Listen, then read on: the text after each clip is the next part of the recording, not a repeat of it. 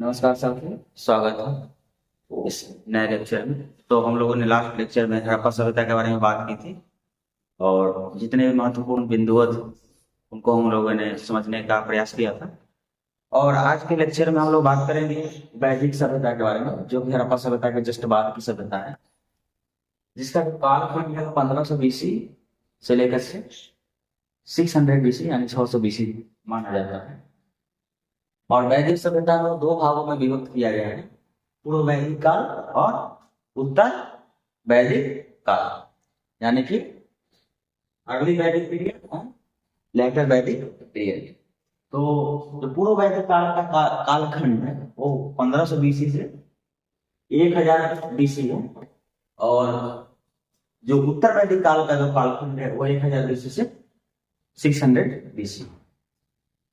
तो जैसा कि हम लोग पढ़ते हैं कि हड़प्पा सभ्यता का पतन हो गया विभिन्न कारणों से, कुछ प्राकृतिक कुछ मानव निर्मित, इसमें बाढ़, भूकंप, जलप्लावन, आपदा, आक्रमण और तमाम तरह की जो चीजें बताई गई हैं उसके पतन होने के। उसी क्रम में हम लोग एक आक्रमण जैसे सुने कि आर्यों का आक्रमण, जो कि थोड़ा सा विवादित है लेकिन अभी इस पे डिबेटेबल टॉपिक है। तो आर्यों का आक्रमण तो ऐसा माना जाता है कि जो आर्यों का आक्रमण हुआ उसके बाद इस सभ्यता पतन हो गई, और जो हरी भरी शहरी विकसित सभ्यता थी वो ग्रामीण सभ्यता में तब्दील हो, क्योंकि वहां पर लाखों में लोग जनसंहार हुए, लोग मारे गए, और वो उस सभ्यता का पतन होकर जो वैदिक सभ्यता शुरू हुई जो कि ग्रामीण थी।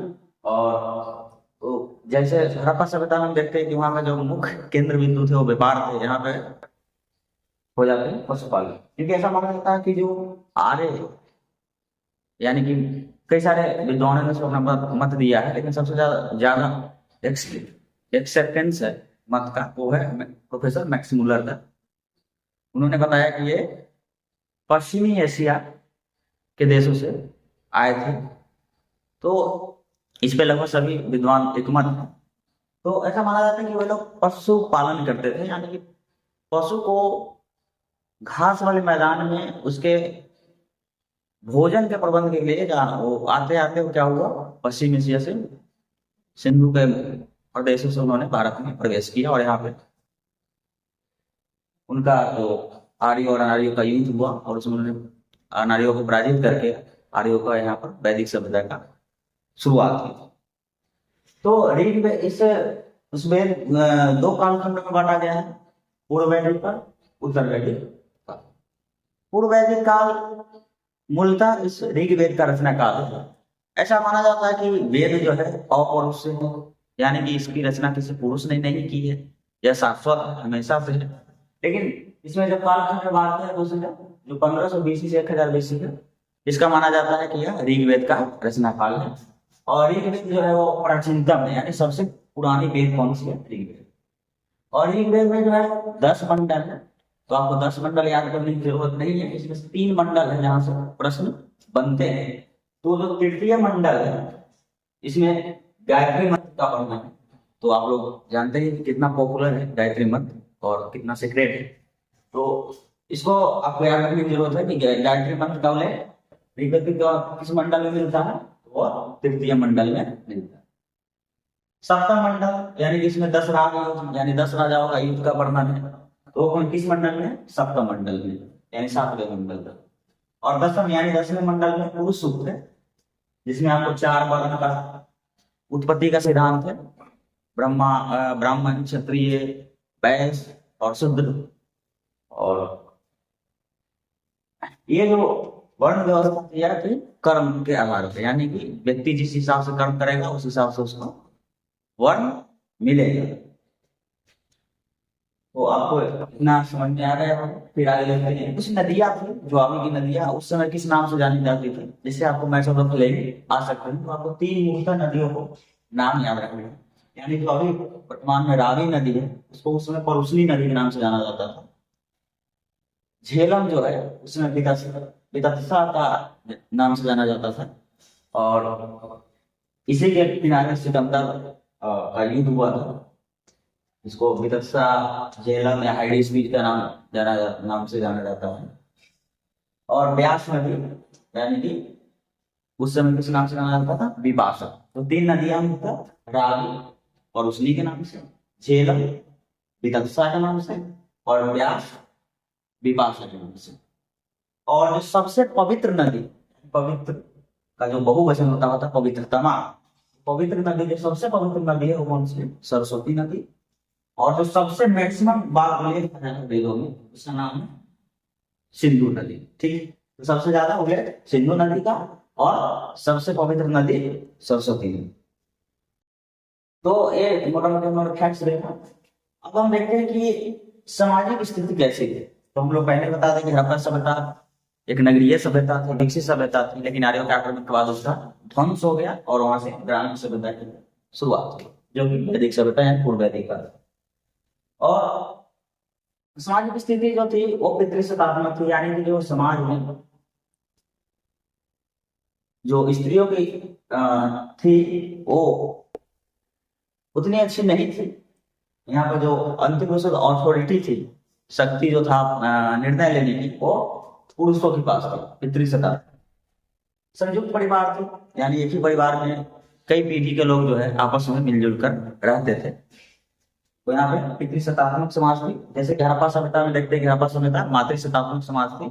वहां पे देखते हैं कि सेंटर में जो है वो मातृशक्ति यानी कि स्त्रियों को रखा गया है। लेकिन हड़प्पा सभ्यता के बाद जब वैदिक सभ्यता आई तो उसमें पितृसत्तात्मक जो तत्व है वो प्रभावी हो गए, प्रबल हो गए।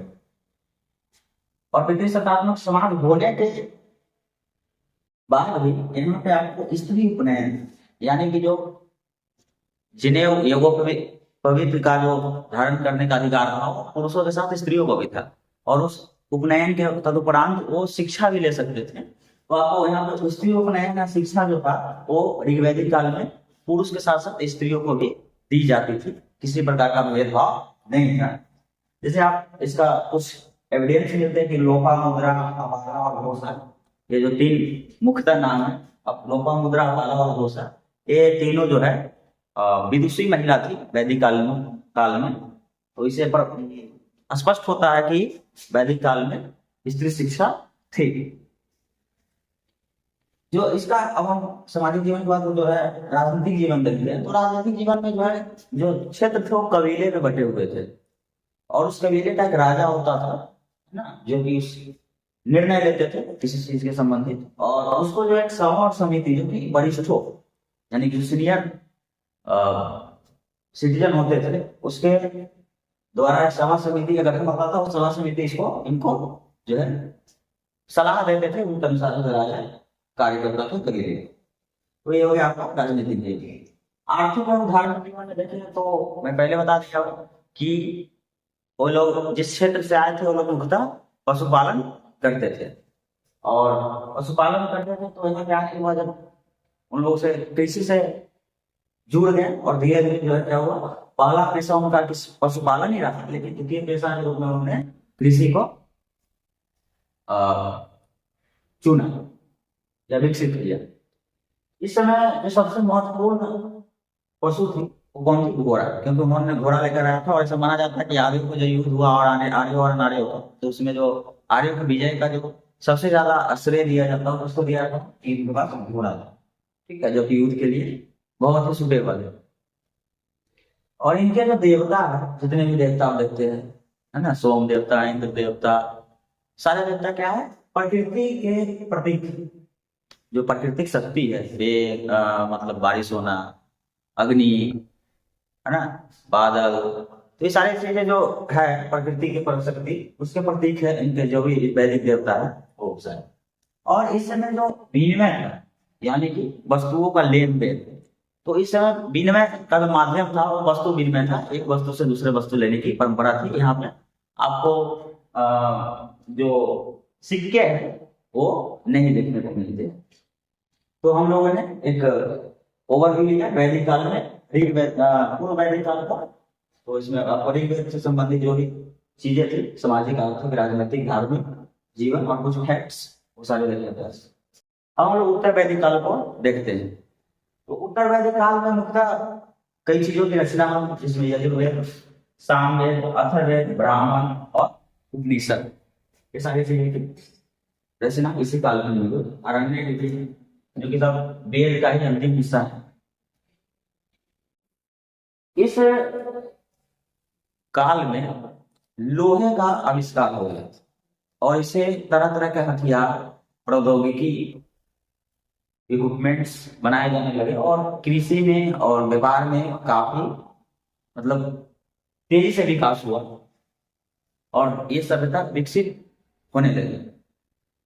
और जैसा कि हम लोग जानते हैं कि हड़प्पा सभ्यता के लोग लोहे से परिचित नहीं थे, क्योंकि यहाँ पे अचीवमेंट्स, यहाँ तो वर्ण व्यवस्था थी, ब्राह्मण, क्षत्रिय, वैश्य और शूद्र, जो यहाँ पे पुरुष सूक्त ऋग्वेद में जो कर्म के आधार पर था, यानी एक ही परिवार में, संयुक्त परिवार में सारे वर्ण के लोग रहते थे अपने कर्म के अनुसार। लेकिन यहाँ जन्म आधारित हो गया कि जिस कुछ थोड़ी सी इसमें कठिनाइयां हो, क्लिष्ट हुआ और जन्म आधारित हो गई, और जो व्यक्ति जिस वर्ण में जन्म ले लेता था उसी वर्ण का वो माना जाता था, चाहे उसका कर्म किसी प्रकार का क्यों ना हो।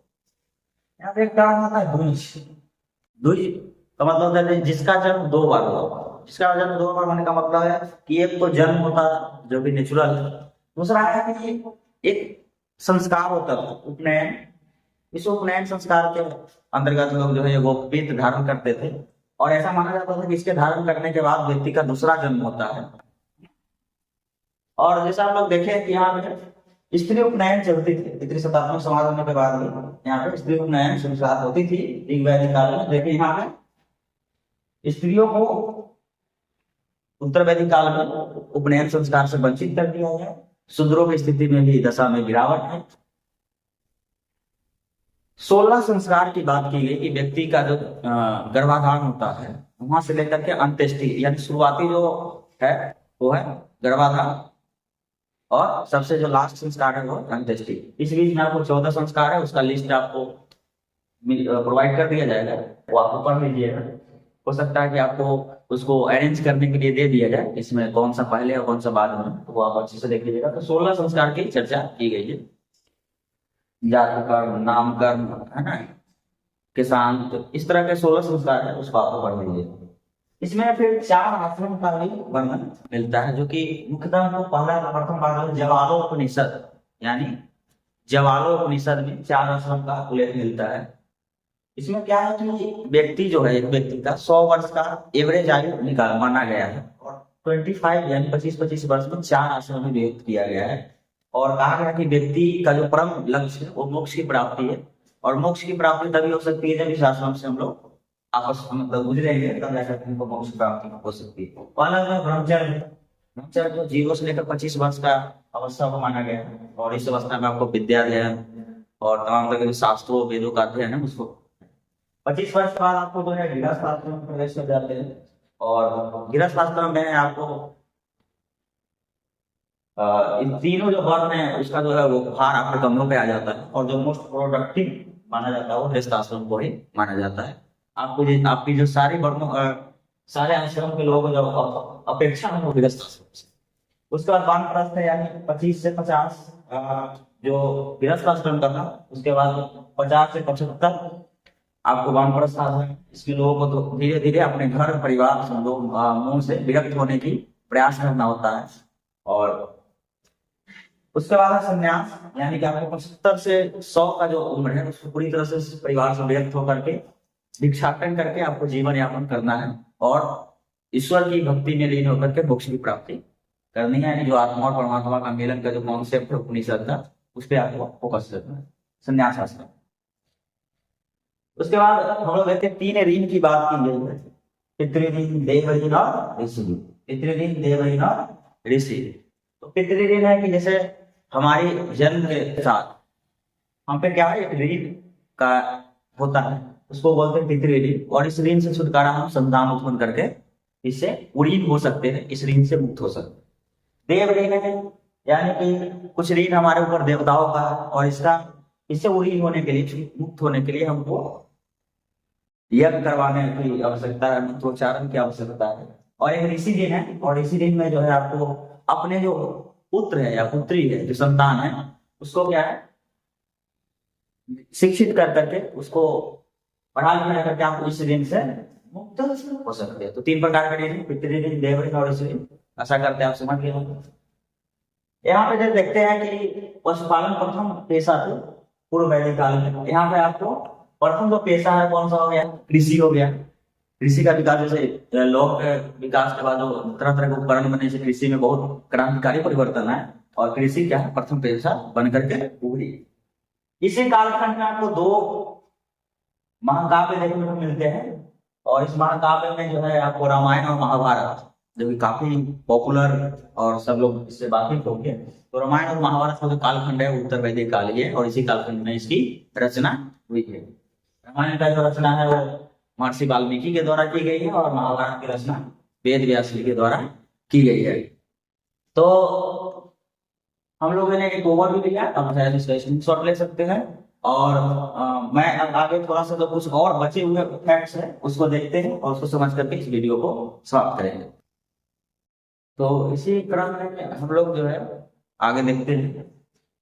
तो पूर्व वैदिक और उत्तर वैदिक काल में कुछ और चीजें घटी उसको देखते हैं। जैसे वेद होते हैं, कुछ अपने उपवेद होते हैं जिसको समझने के लिए, उसके ऋत्विक ज्ञान उसको जो समझाते हैं, गा करके बताते हैं, उसको ऋत्विक को बोलते हैं। और उसमें किस चीज का संकलन किया गया जिसको लोग ऋत्विक लोग गाते हैं उसके बारे में। ऋग्वेद जो सबसे प्राचीनतम वेद है, इसका जो उपवेद है वो आयुर्वेद है और इसको जो गाने वाले लोग होते हैं उसको होत्री बोला जाता है। क्या बोला जाता है? होत्री।